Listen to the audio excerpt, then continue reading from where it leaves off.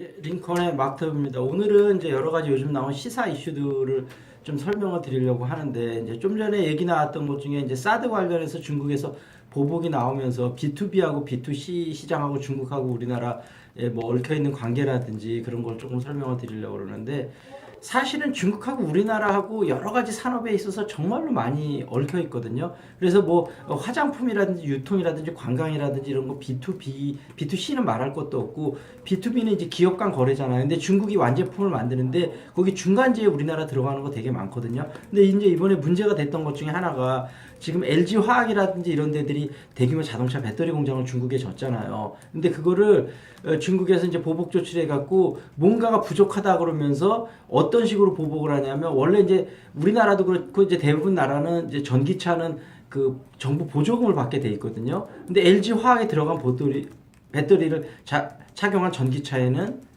보조금을 안 줘요. 그래서 그렇게 이제 LG 화학 뭐 제품 중에 괜히 중국 제품보다도 더 우수한데도 이번 트집을 잡아갖고 그 보조금을 왜냐면 보조금 주는 건 정부 마음이거든요, 솔직한 얘기로. 그런 거를 근데 예전에는 원래 다 주기로 돼 있었던 건데, 그러니까 공장을 거기다 줬겠죠. 그러니까 이제 물론 중국에 안 하는 거 그러면 이제 LG 화학은 그걸 다른 나라로 수출하는데 물량을 돌리면 되기는 돼요. 근데 이제 예를 들면 중국에 생산하는 전기자동 현대자동차 같은 경우도 LG 화학에서 그 배터리를 공급하기 계약을 했었거든요. 근데 이번에 중국 업체로 급히 바꿨어요.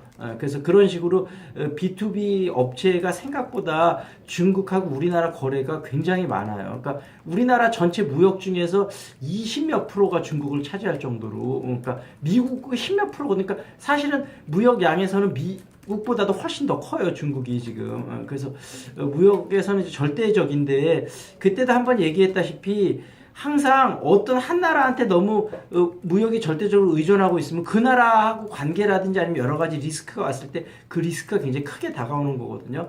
그래서 물론 이제 지금 중국 여러 가지 상황에 따라서는 제일 좋은 거는 이제 시장 다변화인데, 문제는 시장 다변화가 하루아침에 시장 다변화한다 해서 되는 건 아니잖아요. 시간이 꽤 오래 걸리고 여러 가지 이제 그걸 시도해야 되는데, 그 안에 이제 여러 가지 피해들이 있는 것들이 문제죠. 근데 그거는 뭐 지금 어쩔 수는 없을 것 같아요. 그러니까 이게 위기라고 생각하고, 원래 시간이 좀 많이 걸리지만 최대한 이거를 하루빨리 해서, 특히 요즘 이제 인도가 급부상하고 있잖아요. 인도 시장이 굉장히 크고 있으니까 뭐 그런 거. 그렇다고 중국 시장을 소홀히 할 수는 없어요. 중국 시장은 워낙 크니까. 그러니까 우리가 시장을 다변한다는 게 중국 기존에 하고 있던 걸 소홀히 하면서 다변화한다는 게 아니고, 중국에 있는 건 기존대로 계속 에너지를 쏟으면서 다른 나라도 적극적으로 더 개척을 해야 된다는 거죠. 중국에만 너무 의존을 하면 안 되고. 그리고 아까 하나 또 나왔었던 얘기가 뭐였었죠? 미국 금리가 인상이 되면 이제 조금 안전자산을 투자했던 미국에서 여러 가지 세계 나라 했던 자본들이 이제 다시 미국 본토로 들어가게 되거든요. 근데 그 중에서 특히 신흥국에 있는 자금들이 제일 많이 빠져나가는데, 우리나라는 이제 신흥국하고 선진국 중간 사이 있잖아요. 그러니까 신흥국만큼 타격이 클 걸로 예상은 안 돼요. 우리나라 예전보다는 외환 보유고도 많아지고 많이 안정이 됐기 때문에.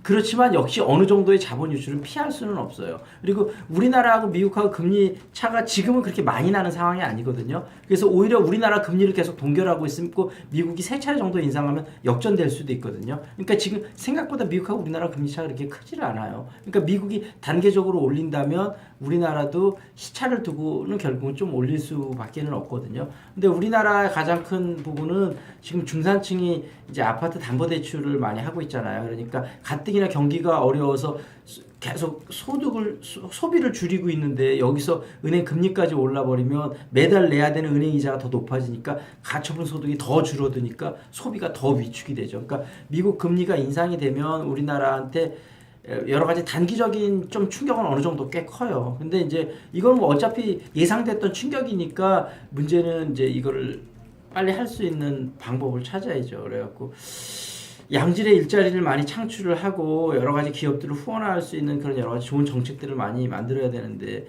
지금 정치권이 수상하다 보니까 이게 가능할지 모르겠어요.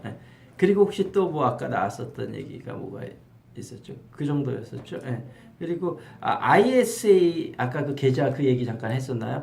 그게 근데 생각보다는 지금 수익률이 좀 크지 않아서 좀 많이 초반에는 은행에서 이게 실적이라 은행 직원들이 엄청나게 푸시를 해서 사람들한테 엄청나게 팔았어요. 근데 지금 생각보다 수익률이 별로 좋지 않아서 요즘은 조금 주춤한 상태예요. 이 정도까지 할게요.